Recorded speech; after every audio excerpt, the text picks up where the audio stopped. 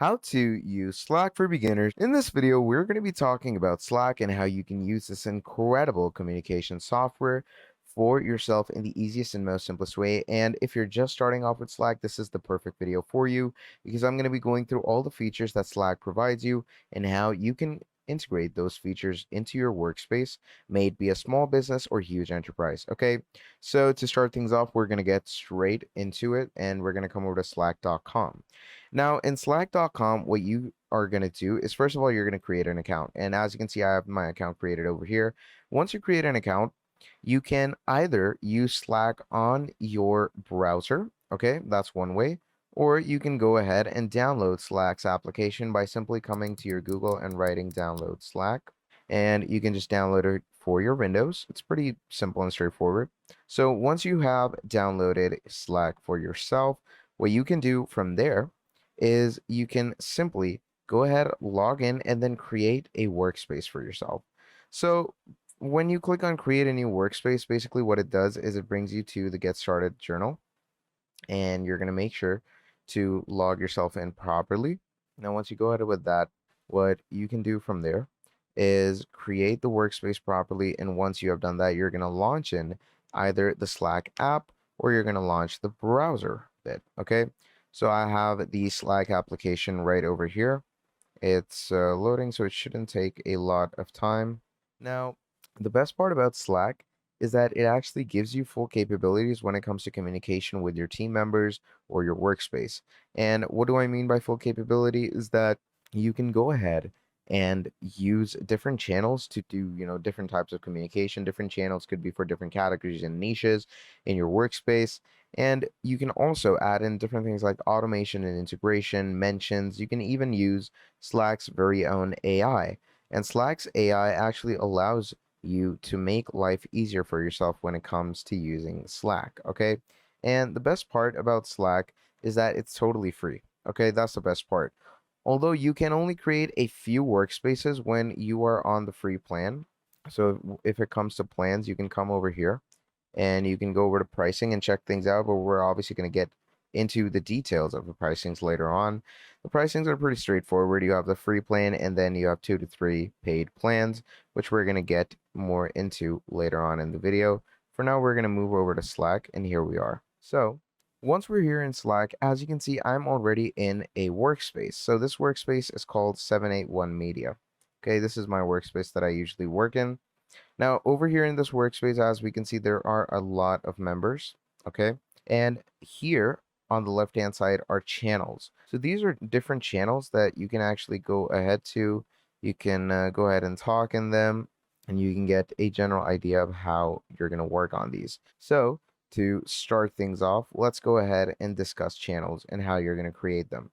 So to start off with a channel, you're going to come over to the channel side over here. You're going to click on this. You're going to click on create. And here you're going to click on create channel. So once you go to create channel, you can write anything for yourself. So let's say I'm going to go ahead and write, let's go with deadlines. Okay. This is a channel called deadlines videos. Okay. So once I write that in, I'm going to click on next. Now you get two options. You either get public or you get private. Okay. So public is for everyone in the workspace. So whoever is included in your workspace, like let's say the 781 media workspace I have, anyone in that workspace will be able to see this channel. Private, on the other hand, can only be seen by specific people. Okay. So it depends on which one you want to go with. So accordingly to that, choose your, proper integration for channel. So now what we're going to do is we're going to go over with public and we're going to click on create. Now, once you click on create, here it's going to ask enter name or channel. Okay, name or email, name or channel. I'm going to go ahead and skip this because I don't really want to add members right now. And here we have our first channel. Okay, as you created this channel today, this is the very beginning of the deadlines videos channel. All right, so in this channel, first of all, let's go ahead and discuss how you're going to add people. Now, if it's a public channel, you don't necessarily need to add anyone. People can automatically just see this channel through your workspace. But if you want to go ahead and add people into your workspace, what you can do is down here. It says add coworkers, or you can even come over to 781 media and you're going to click on invite people. Now, here you can either copy an invite link and send this to someone, and whoever you send it to, obviously, if they go through the link, they will be added to the workspace. Or what you can do is you can simply go ahead and write in their email. So let's say I'm going to write in this email over here. And once you write the email, just click on send, and that will obviously send the invite. All right. Pretty standard, pretty straightforward stuff. Now, moving on, let's say I'm going to also go ahead and create a private channel just to give you guys an idea. So I'm going to call this channel private discussion. Okay. Once we do that, we're going to click on next, and now we're going to click on private. So once we click on private and click on create, you can see it's a private channel now. And in this private channel, we can see it's locked, meaning no one else can see it. So to add people, you're going to click on add coworkers to private discussions, click on continue and start adding as many people. So let's say I want to add this person into the workspace. Okay, I'm going to click on invite. I'm going to click on add. And as we can see, we can easily send an invite to this person into our workspace.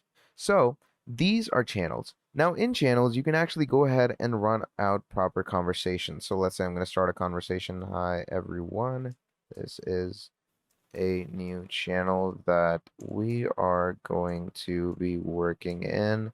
In this channel, we will have private discussions related to the work tasks that we have in our daily, work with clients. So, just start a conversation like that. Now, when it comes to the actual messaging on Slack, you can also go ahead and change the actual idea of your message. So let's say I want to give a title like private chat. And now what I'm going to do is I'm going to choose this text, I'm going to make it bold, and I'm going to make a bullet list. Now, under the bullet list, what we can do is we can start writing things like today's work was not up to par and we cannot continue like this. So please make sure to upload quality videos, etc. So just like this, you can start a whole point chat over here. And moving on, you can also italicize your text. You can strike through it. You can also hyperlink it. So let's say if I click on link, the text can be click here to be taken to the main channel. Okay, and then you can just provide a link. So let's say I'm going to provide a link right about here. Okay, and once you've provided the link, you're going to click on save, and I'm going to send it in. And if someone clicks on this, you're going to be taken to the link that I provided. Pretty straightforward, pretty simple. And moving on, you have other things like numbering, you have bulleted points. You can also block quote your texts. So let's say I'm going to block quote, and look at that. So now we have block quotes as well. You can also add code in your design. So let's say I want to add in code. Look at that. That simply adds a code. So let's say if I were to go to, something like ChatGPT and ask it to write me a code for some, inline texting, it's going to pretty simply go ahead and write in a code. It's going to basically embed the code for me. So I'm going to go ahead and tell it to write me an embedded code to write in Slack about Pac-Man. Okay, so as you can see, it's going to give me an embedded code snippet. And look at that. So what we're going to do is we're going to copy this code. We're going to open this up over here. You're going to go to code, paste it. And obviously, once you paste it, accordingly to that, it's going to, create a whole code snippet. Now, here, as you can see, it says to use this in Slack, simply copy and paste the entire block, including the triple backticks at the beginning and end. Your Slack message input field. When you send the message, Slack will render the ASCII code. Okay, so you're gonna make sure that the ASCII code for this follows up pretty well.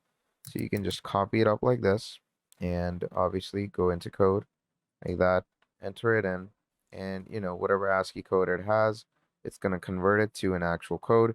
You can also go ahead and add different code snippets like write me an HTML code for, let's say, HTML CSS code for a registration form. Okay, you can go ahead and write that. And what GPT is going to do is it's going to give us the proper HTML, CSS inline code. And as you can see, it goes on and on. And as the code goes on, I'm going to go ahead and explain more of the features. So we also have code block, okay?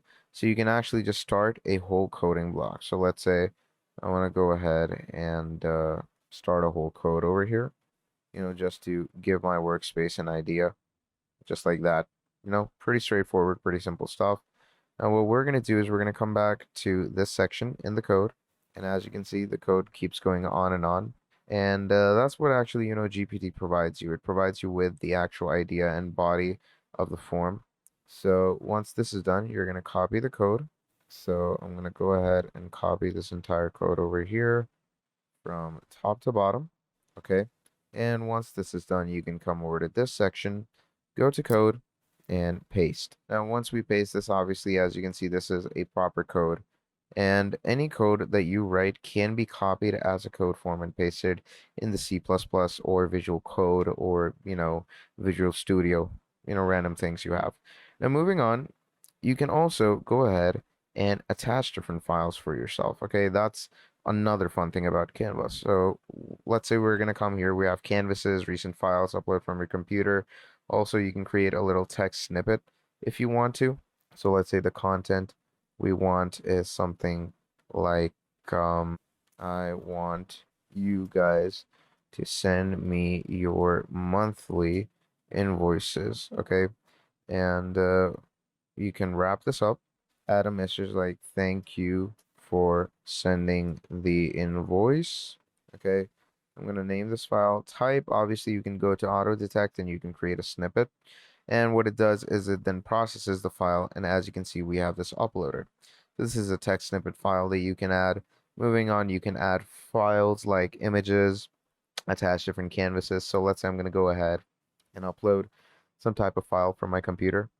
So let's say I'm going to upload this PDF right here, right? So what you're going to do is you're going to wait for it to properly upload. You're going to wait for it to properly load.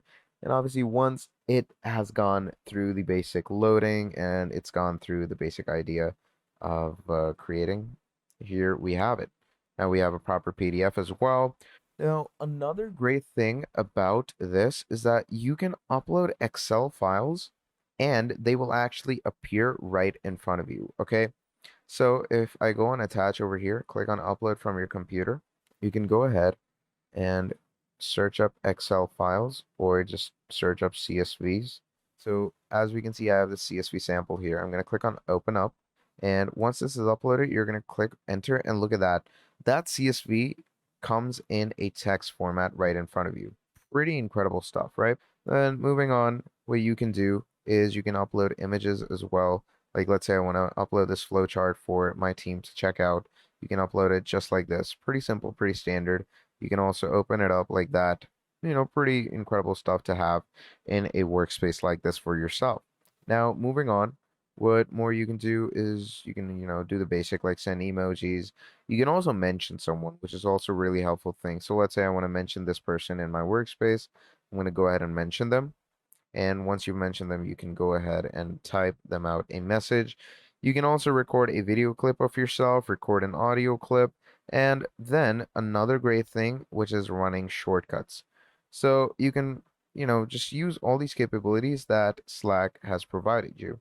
Now, moving on, what more you can do in Slack is that you can actually reply to a message in a thread. So let's say there's this message, right? First of all, you can add reactions to it, just like that. So, we have reactions. Then we have replying in thread. So replying in thread is a pretty fun feature. It's a lot like Twitter. So if there's some comment you want to reply to, you can start a thread onto it. So let's say I want to start a thread on this message that I did not quite understand this flowchart. Could you please explain this in a bit more depth? Okay, we're going to write that in, click on send, and here we are. So, again, pretty straightforward, pretty simple. Then that is how you can reply in threads. And obviously this thread will always stay here with the messages that you have. You can go ahead and open it in channel. You can also save a thread for later on that you can check in your saved messages. Moving on, you can also forward a message to anyone in the workspace. You can copy the link and send it out to people where people can, straight away come to this image when you have copied the link. Pretty straightforward. Now, moving over, there's also other features in Slack, okay? And that is the direct message feature. So let's say I'm going to come over to any direct messages that I want to have. So let's say this user over here. Now, as we can see, I have had a lot of direct messages with this user where I've sent them Excel files, I've sent them images, etc. Now, in direct messages as well, you can talk just like you talk in your channels, may it be private or public. And you can also start a call with this user, which is also called a huddle. Okay. And a huddle is pretty easy and pretty simple to start off. You're just going to go to the person you want to start a huddle with. And what you can do is just initiate a call pretty easily. And also come over to DMs. And as you can see, we're in DMs with this person and with this person as well. So pretty standard stuff. So just like that, you can start calls, start huddles if you want to. It all depends on how you choose to work with this person. Now, also one other helpful thing is that you can see the activity going on in your workspace through the activity section. So at any point or any time someone goes ahead and, creates a channel, someone messages in that channel, someone is mentioned, all of those things are going to appear here if you're the admin of the workspace, okay? Those are the admin privileges you get in the activity section where you can get a, analytical sense of how the workspace functions, and generally you can keep a good eye out on the whole workspace and what's, really going on in it. Then moving on, what you can do in more is first of all, we have automations that we're going to get into later on. Now we have huddles. Huddle is basically a real-time audio call. So we have these people in my workspace that I can obviously create a huddle with. So if you click on start huddle, it basically sends them a call. Okay, you can talk it out in real time with screen sharing, expressive reactions, and a message thread that automatically saves for later reference. Then moving on, you also have other features like canvases where you can curate content and collaborate. So let's say if I go over ahead to open a canvas. Okay, we have different templates for canvas.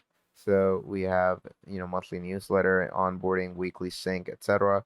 Obviously, this is a pro feature that you can't use on the free plan, but, it's a pretty fun thing to have for your workspace because you can describe a flow or you can, help your team understand something better through art. And, art always helps a person, explain something a lot better than it usually can be. Then moving on, we can also go over to files. Okay, files are basically documents, clips, and attachments that you can add into your workspace for yourself. Then we have things like channels where you can browse your team's actual conversations. You can see the people where your team and user groups exist, external connections where you can work with people from other organizations, and a lot more. So these are generally pretty straightforward things to get an idea of. Now, one thing that a lot of people use is automations. Now, automations are used to create and find different workflows. So let's say I'm going to come over to automations over here, right? So automations allow you to make your work easier. And let me explain in detail what automations really are. So basically, let's say I have this feature, okay? Someone messages me on Slack, I want to be notified on my Gmail, okay? How are we going to do that? So basically, for that, you're going to add an automation of whenever you get a message onto your Slack, what the automation will do is it will automatically send a trigger event to your Gmail, and Gmail will realize that, okay, so a message has been sent on Slack, so time to notify the user that the message has been sent. So let's say I want to add this automation. We're going to click on add Slack for Gmail, right? Okay. So what it does is it's going to let me add the Slack. You're going to download Slack for Gmail. Obviously, what it does is it has you connect your Slack to your Gmail. And once you've connected things, you can easily add automations. Now, currently, the two things that I've added is Integromat, which connects Slack to any other online service, and then Zapier. Now, Zapier is the best automation platform out there, and integrating with this just means making your life easier. And obviously, there's a lot of automations that I've added for myself personally through Zapier. So once you've added Zapier, you're going to go into configuration. And in configuration, what you are going to be getting is, basic ideas of how you're going to connect the application. And once you've connected the application, basically from there on out, you can also create triggers, events, and actions. Okay. So, generally straightforward stuff and just has a good help ethic. Okay. Now, moving on, what you can do after this is you can also go into the settings of Slack. So to go to the settings, you're going to come here. And first of all, you have the activity. Okay. So first of all, you can usually set yourself active like I am right now, but if you don't want anyone to message you or you don't want any notifications, you can set yourself as away and now you won't get any notifications whatsoever. You can also pause notifications for however, long you want. Then we have profile.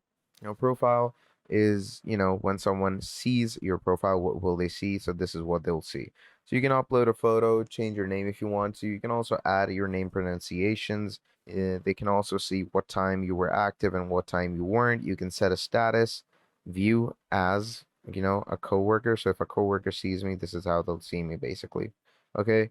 Then we have contact info like email address, phone number, about me, etc. Okay. Then moving on, we're going to come back here. And now we have preferences. So preferences are again the main settings that we have in this section. So first of all, we have notifications. So notifications help you basically get notified about, messages, DMs, mentions, keywords, etc. Then moving on, you also can use different keywords where, you get a badge shown. You can allow notifications. You have sound and appearance where you can choose how notifications look, sound, and behave. Then we have different things like flashing windows when a notification is received, etc. Then we come over to navigations where you can actually show how tabs are navigated. So you can add an automation tab on the left-hand side, a huddle tab, canvas tab, etc. So these are the tabs you can add. We have a home section, okay, where you can show activity, show items in the sidebar. This is something not frequently used, but it's good to, set things out in your homepage. Now we have themes. So a theme is, basically this. So we have the light theme, we have the dark theme, then we have the system theme. I'm going to go with the dark theme, obviously. And you can also choose the different color schemes. So we have Clementine, Barbara, Lagoon, Jade, Aubergine. So different things and different gradients for yourself, basically. So you can choose the different color schemes and make sure that these, whichever one works best for you, you're going to keep it on that. You can also customize your theme by choosing the different colors. You can ask it to surprise you, and it also blends the window background and selected item colors together. Then we have message and media. Now, in the message and media section, you can either keep your messages compact or clean. Okay. So compact is, just straightforward a message. Clean is, no time or anything, but just generally a good profile picture and good look. You can also, display full names of people, or you can just go with their display names. Choose the skin tone of emojis, and you can also see the example of how the messages are going to look. We have language and region that you can set for yourself. Accessibility, where you can get a, generally zoomed out or zoomed in look of your Slack. So keep it as you please, obviously. That depends on you. The default is 100%, but you can obviously go lower if you want to. Then we have mark as read. These are also different things for you. So if you don't want anyone to have your messages marked as read, you can just turn this off. And we have audio and video. Now, this basically sets the camera that you're using, it sets the microphone that you're using, and the speaker that you're getting an output on. You can check out the connected accounts, privacy and, basic visibility, and also a lot of advanced settings for code and release channels that you can check out later on. So this is, basically the general idea of Slack and how you're going to use this incredible application for yourself. One last thing that I would also like to discuss is the app directory that Slack provides. So the app directory is basically an app store of Slack. Now, obviously, this is very different from integrations because, generally automation and integrations are related with the apps that generally are already built in to Slack. But this is where you can actually connect different apps like Notion, Adobe Creative Cloud, Stack Overflow, Asterisk, Asana, which is good for coding basically. And for working from home, Hey Taco, Organize. You have daily tools like Zoom, Google Drive, Calendar, Slack for Gmail, Trello. So, you have different things like these that you can connect for yourself. You can also connect different chat bots to make your work easier and your workplace a much simpler, yet a more work efficient place. Okay. So just like this, you can go ahead and scour through the different, you could say, items that are provided through your workspace. Okay. So yeah, generally this is the main idea of Slack and how you're going to use this incredible application. One final thing I'll come across is the pricing. So we have four different plans: the free plan, which we're on right now, the pro plan, which is $7.25 a month, business plus plan, which is $12.50 a month, and then the enterprise grid, where we can contact sales for pricing estimates. All right. So the benefits are pretty good. Obviously, the free access is just generally amazing, but you can go with the upper plans if you have the budget for it because it's not that expensive and it's relatively pretty cheap. So just get these things for yourself and work with them however you want, and that is basically how you're going to be using Slack for yourself. Now, if you enjoyed this video, please do make sure to drop down a like and subscribe to the channel. And if you want to see more videos like this for yourself, do let me know down in the comments below and I'll be making a whole lot more for you. Till then, like this video, subscribe to the channel, and I'll be seeing all of you wonderful people in the very next video. Have a great and amazing day, and I'll see all of you next time. Goodbye.